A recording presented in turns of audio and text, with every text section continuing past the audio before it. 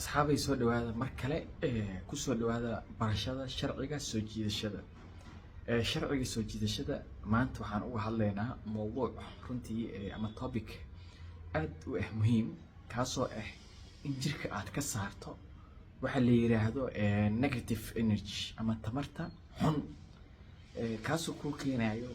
fikrada xun iyo go'aanada xun iyo sida xun inaad u fikirto kuna sahlayo inaad isticmaasho positive energy oo tamar wanaagsan jirka inuu dareemo nashaad aad dareento farxad deganaan iyo xasilooni adigoo fikirkaada wanaajinayo mala wanaagsan wax kasta ka filanayo kusoo dhawaada mar kale magacaygu waa Cabdifataax Abuukar haddii aad ku cusub tahay channelkan fadlan noo saar subscribe like share iyo commentina ka bixi mar kale kusoo dhawaada barashada sharciga soo jiidashada mowduuca maanta aan ka hadlayo runtii aad ayuu muhiimad u leeyahay maxaa yeelay inta badan waxaan aragnaa dadka inay dhahaan muxuu ahaay waxaan dareemaa walwal waxaan dareemaa stress waxaan dareemaa isku buuq waxaan dareemaa walaac ma hurdi karo shakiya ahaayo marmarka qaar dadka inay dhahaan xataa waxay ahaay panic attack wax la dhaho aad arkay oo dhahayo qofku dhahayo walwalaay ahaay waa cabsanaa inta la iga soo maraa inta la iga maraa ma aqaano waa iska cabsanaa cabsi oo maaragtay aanan lahayn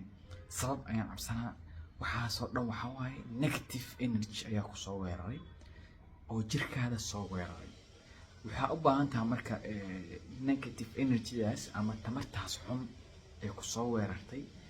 inaad jirka ka saarto dadka qaar waxaa laga yaabaa inay u fasirtaan ama ay dhahaan waxaa keenayo shaydaan ama jin waxyaabahaas marka waxaas ma aha walaal waxa ku soo weeraray waa negative energy waxaa inta badan uu ku badan yahay dalkeena Soomaaliya markii la dhaho wuxuu aad ugu badan yahay dumarka inta badan waan aragnay oo waxaa ku dhaco ma aragtay xanuunan ruuxi oo ma aragtay xanuunadaas ruuxiga ayuu ka dhashaa waxaan la yiraahdo negative energy-ga marka siyaabo badan oo ku imaadaa wuxuu ku yimaadaa qofkii oo muxuu ahay ku caashaqay ama qofkii oo ma aragtay muxuu ahay si kala ku arkay oo wax uusan kaamilan filays manaha malaysanayn oo ka arkay waxa kale keeni karo runtii adiga nafsadaada inaad isku aragto inaad tahay qof liito ama shaki iyo walbahaar oo ku galo oo isku aragto inaad tiraahdo hadii meel yar ku xanuun madaxa tusaale kale ku xanuun tiraahdo may madaxa waxay ahaay madax xanuun maahan waxa waaye neerfa ahaayo jirka dhan uu saameeyay neerfaha dhan ay xanuunayo jirka u gudbay walbahaar iyo shaki aad isku beerto runtii marka taas si looga saaro jirka waxaad u baahan tahay inaad isticmaashid waxa la yiraahdo shamanic tapping waxa la yiraahdo ama emotional freedom oo macnaheedu inaad jirka ka saarto fikirada iyo malada iyo ma aragtiyada xun aad ku bedesho fikiro iyo talooyin wanaagsan iyo waa caafimaad qaba waa fiicanahay alxamdulillah waxaan okay meel ima xanuunayso meeshii xanuunayso waa ii fiicnaatay dadka kale aad ka filato mala wanaagsan haddii aad xataa aragto wax negative ama xun ama habdhaqan xun ama qof si xun kula dhaqmaayo inaa adiga markaas u fikirto ama u fasirto dhanka wanaagsan qofka haddii xataa dhanka xun oo ula jeeday adiga dhanka wanaagsan aad ka fiiriso dhankaas wanaagsan iyo maladaas wanaagsan oo aad filanaysay waxay ku noqonayaan sida aad u filatay wanaagga aad filatay iyo waxa wanaagsan oo aad niyeysatay ayaa markasto ku imaanaya bilcagsi marka opposite-keed waxa waaye haddii aad filato mala xun ama negative wax oo xun iyo tamar xun iyo fikir xun iyo talo xun iyo qofka inaad ka filato fikir xun wuxuu rabaa noqdo qofkaas qof xiriir jecel idinka dhexeeyo ha noqdo qof markaan asxaab aad tihiin qof ganacsi idinka dhexeeyo ama qofkan ku qiyaama qof jecel idinka dhexeeyo tusaale kale qoftaan ama ku qiyaantaa oo lacagtaada rabtaa kaliya hadii wax isoo tur ku dhahdo inaa istiraahdo macnaha adiga dumara tahay tusaale kale ninkan ama uu qiyaamaa oo naag kale leeyahay xaas kale qabaa caruur kale uu leeyahay guryo kale u dhisan yihiin adigana uu kugu meli gaaraa waxyaabaha shakiga ninka inuu isdhaho naagtan shaki tusaale kale qoftan maba aha macnaha qof jecel ujeedada ay leedahay waa inay kugu dan gaarto waxyaabahaas ama wax kasta aa shaki ka aragto oo wax kasta oo noloshaada la xiriiro aad u aragto negative ama wax xun waa jiraan dabcan waa aragteen dad oo wax kasta ka fiirinaya dhanka xun oo tala kasta oo usoo bandhigto ama wax kasta oo la wadaagto oo tiraa waxaan sidee ku leeyihiin xataa marnaba aan ku dhihin waxaan xataa boqolkiiba xataa 10 waa fiican yihiin ama waxaan ama taladan tala fiican waa laakiin mar kasta kaa tusayo dhanka xun kaliya marka waxyaabahaas oo dhan dadka qabo waxay u baahan yihiin marka waxa la yiraahdaa shamanic tapping oo freedom ma aragtay muxuu ahaa emotional freedom waxa la yiraahdo oo jirka in laga saaro fikrada xun sidee looga saaraa marka waxaa looga saaraa jirka inaad marka hore isku qabato indhaha hal daqiiqo indhaha isku qabo waxaad markaad indhaha isku qabanaysid waxaad visualize garaynaya ama aad suuradaysanaya aragti ahaan in tamartii xumeed ee kusoo weerartay I mean inaad jirka ka saarayso oo la nadiifinayo oo ay ka baxayso hab fikir wanaagsan quwad wanaagsan awood wanaagsan iyo maskax fiyow iyo jir caafimaad qabo iyo hab fikir wanaagsan in uu kuu soo dhashay oo aad isbedeshay ayaad niyeysanay kadib inta markaa niyeysato indhaha waa kala fure waxaad isticmaalaya marka hadda shamanic tapping aan kuu sheegayay haddii aan dib ugu noqdo shamanic tapping waxaa waaye waa technique la isticmaalo oo jirka looga saaro stresska walwalka iyo walbahaarka iyo walaacowga iyo waxaas oo dhan marka iyo isku buuqa dadka xataa panic attack qabo waxaa la ogaaday boqolkiiba 80 haddii ay isticmaalaan inay ku bogsoonayaan panic attack waxaa la yiraahdaa qofka inuu walbahaar ku noolaado wax aanan jirin oo ka shakiyo cabsi meel ay ka timid aysan jirin ay ku dhacdo qofkii uusan jidkaas mari karin jidka markuu marayo dadka dhan ka shakiyo dhaho qof kasta anoo soo fiirinaa xumaanoo iga sheegaa anoo idil rabaa anoo weeraraa iyadoo aysan jirin sabab ku kalifayso inuu ku fikiro waxaas laakiin maskaxda jirkiisa qayb ka mid ah ay u sheegayso signal khaldan iyo energy ama negative energy oo soo weeraro qofka negative energy qof kasta soo weeraro because hadii qof kasta oo soo weeraro dadka dhan waxay dhihi lahaayeen waa cabsanaynaa waa shakinaynaa intay ka dhacday adduunka ma shaqeynayaan ma dhaqaaqinayaan laakiin qof kastaaba noloshiisa mar ayuu soo maraa waxaa laga yaabaa inuu adoo da'yar ku soo maro waxaa laga yaabaa adoo da' dhexe inuu ku soo maro waxaa laga yaabaa adoo waayeel inuu ku soo maro dadkeena hadda Soomaaliya inta badan xanuunsan ee la dhahayo mentally ill waaye ama isbitaalka xabeeb la geenayo intooda badan ma aha dad xanuunsan waa dad panic attack ku dhacay laakiin u baahnaay shamanic tapping loo sameeyo exercise-ada noocyada shamanic tapping-ka qaybo badan waaye ilaa iyo 100 exercise waaye exercise koowaad ayaan idin sheegaa waxyaabahaas marka qofku wixii ka saaciday marka dadka psychologist-yaasha ama emotional ma aragtay damage-ka dadka ku dhacay sida hadda dumarka oo kale tusaale oo kale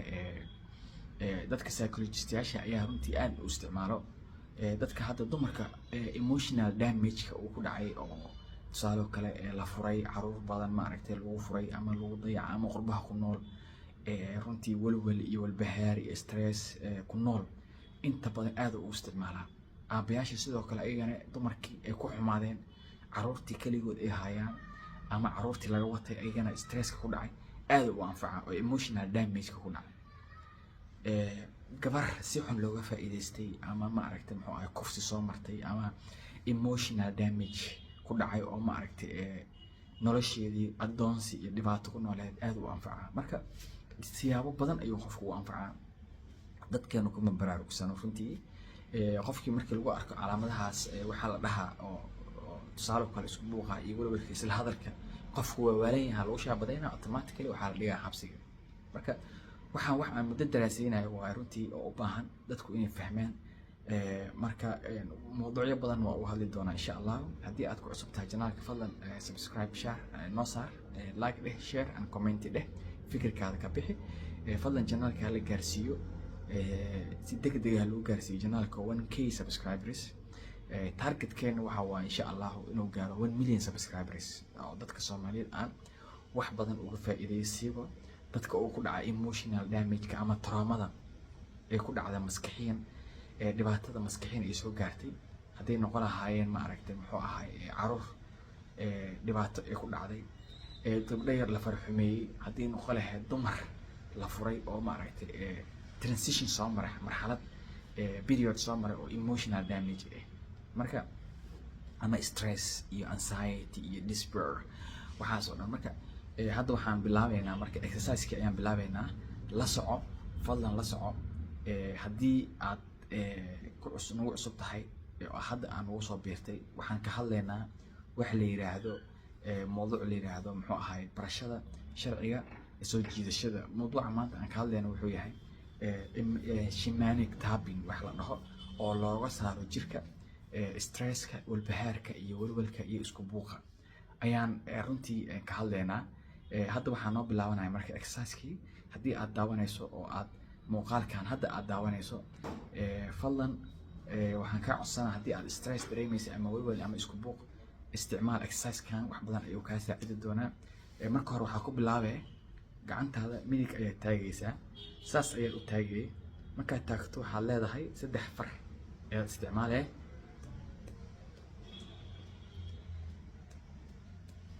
saas ayaad leedahay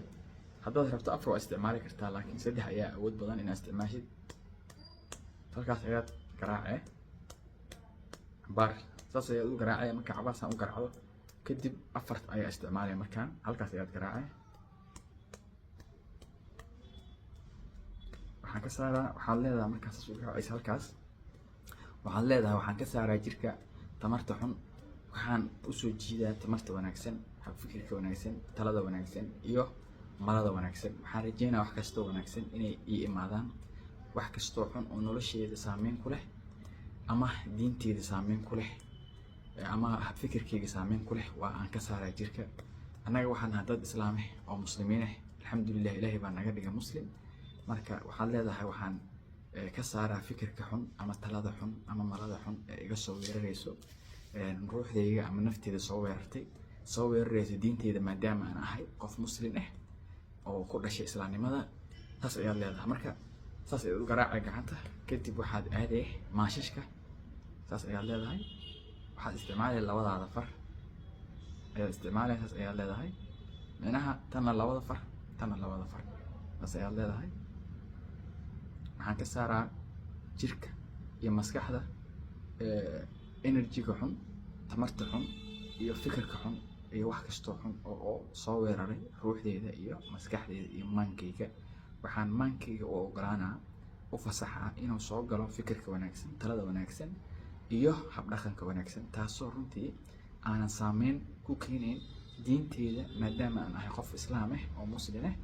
oo ashahaato waxaan runtii u ogolaanaa maskaxdeeda ama dareemahayga in fikir wanaagsan nolol wanaagsan iyo wax kasta wanaagsan ay ii soo jiidaan talo wanaagsan caafimaad wanaagsan dhaqaalo qof wanaagsan inaan noqdo oo runtii taladiisa iyo fikirkiisa nololeed runtii uu aad u wanaagsan yahay wax kasta wanaagsanna ay ii imaadaan wax kasta xunna ay iga tagaan kadib waxaan leedahay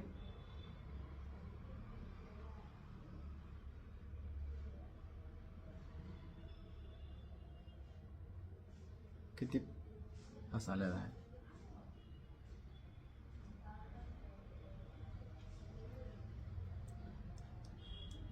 waxaan ka saaraa faruuriyahayga tamarta xun iyo awoodda xun ayaan ka saaraa waxaan soo jiidanaa awoodda wanaagsan iyo tamarta wanaagsan iyo quwadda wanaagsan fikir kastoo xun waa uu ka baxay nolosheeda fikir kastoo wanaagsan waa uu soo galay walwalkii iyo isku buuqii iyo stresskii iyo walbahaarkii waa iga ba'ay farxad iyo reenreen iyo deganaansho ayaa ii bedeshay waan faraxsanahay waa caafimaad qabaa alxamdulilah ilaahay nabad ayuu igu soo bixiyey nabad ayaan kusoo toosaakay alxamdulilah waxaan ahaa qof 5 salaadood tukaday quraankiisa akhristay ilaahiisa ka baqay ilaahiisa ka malaystay mala wanaagsan maadaama uu yiri iga adoomihii wax ay iga fishaan ama malada wanaagsan ay iga fishaan ayaan ahay haddii ay fikir xun iga fishaan fikirka xun ayay iga helayaan. Marka inaad sidaa aad niyeysato oo aad saas tiraahdid ayaa la rabaa. waad ujeediin hadda waxaan idin tusaa qaabka u samayseen. fadlan haddii aad dareemay stress iyo walbahaar iyo walwal sidaas sameey. waxaan rajeynayaa in uu kaa bixi doono. halka ayaa kusoo khatimaya madaxa. waxaan rajeynayaa inuu kaa bixi doono stresska. halkaa markaa garaacaysa madaxa waxaan leedahay fikirka xumaa waa baxay, farxaddii iyo wanaagga ayaan bedelay. waa kaas waan dareemahayaa. waxaan dareemayaa farxad iyo wanaag iyo reenreen, positive energy ayaan dareemaa, nashaad ayaan dareemaa, waan faraxsanahay, waan caafimaad qabaa, lixdii xaad oo dhammaystiran, noloshayda waa okay, wax iga hadlaysa ma leh, neefteedu si fiican ayay u shaqeynayeen, jirkeedu waa shaqeynaya, xubnihiisa waa ay caafimaad qabaan. ilaahay ayaa ku mahadsan, alxamdulilah waa caafimaaday ayaad leedahay. saas ayaad leedahay. kadib waxaan leedahay ilaahay ayaa ku mahadsan, alxamdu shukr rabbil caalamiin. gacmaha ayaad ilaah u taaganay. suurad alla suuradaad rabto qur-aanka ayaad ku khatime, nabiga saliga nabiga ayaad kusoo khatimi kartaa, ducooyin kale ayaad ku khatiman kartaa. intaas ayay mawduuceeni maanta ku egyahay. aad mahadsantihiin. fadlan channelka subscribe saara. waa inoo mar kale iyo cashir kale iyo video kale. waa mahadsantihiin. wasalaamu calaykum waraxmatullahi wabarakatu.